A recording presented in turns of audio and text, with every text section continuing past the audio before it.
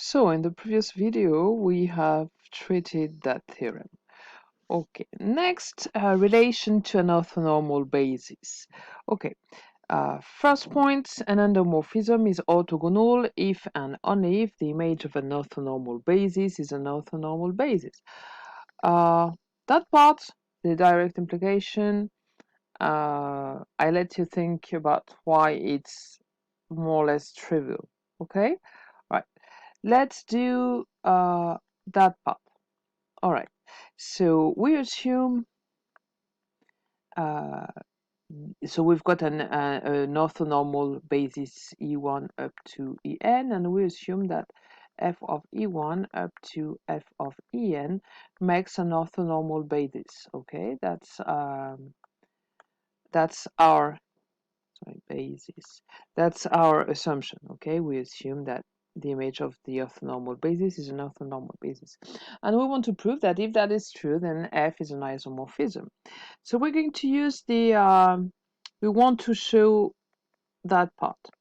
The norm of x is equal to the norm of f of x squared. Okay, you remember there were two actually equivalent ways uh, to define an isometry. A linear isometry is to say that it preserves the scalar product or it preserves the length, and actually they are equivalent. Each of those are equivalent.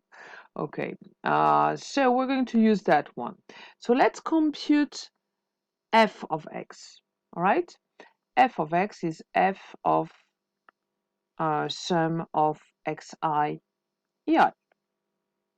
Okay, let's compute the norm of those. Okay, so that's going to be f of sum of xi ei, f of sum, let me take another index, okay, xj ej, so that we don't get mistaken in the end. Right, so by linearity, I get that that's sum of xi f of ei times sum of xj f of xj.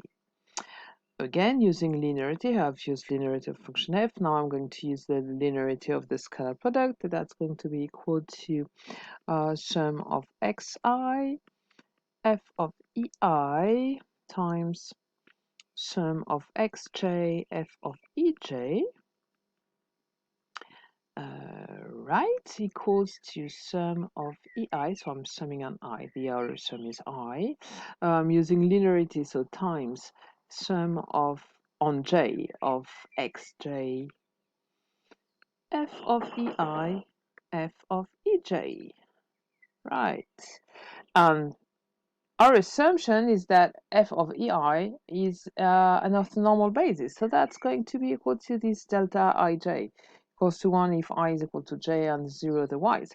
So that's going to check only the ith component here, and so just the ith, sorry, I add xi, only the ith component in that second sum, so that's going to be the sum of xi squared.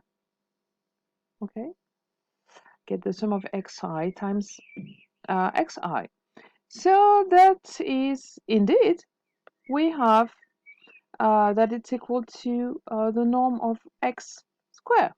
Okay, and that was the norm of f of x squared.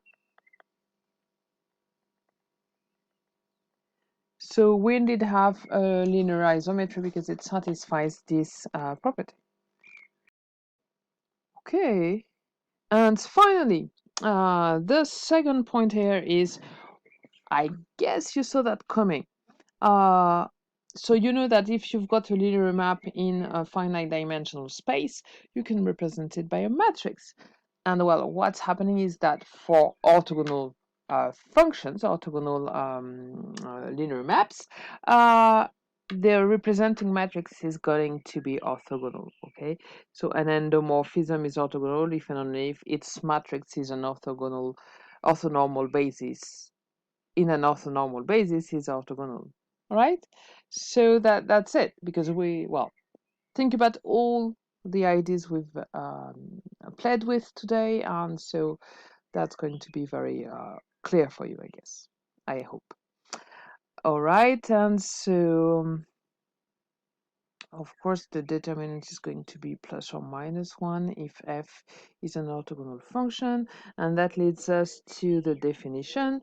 A direct isometry has a determinant of plus 1 and an indirect a determinant of -1.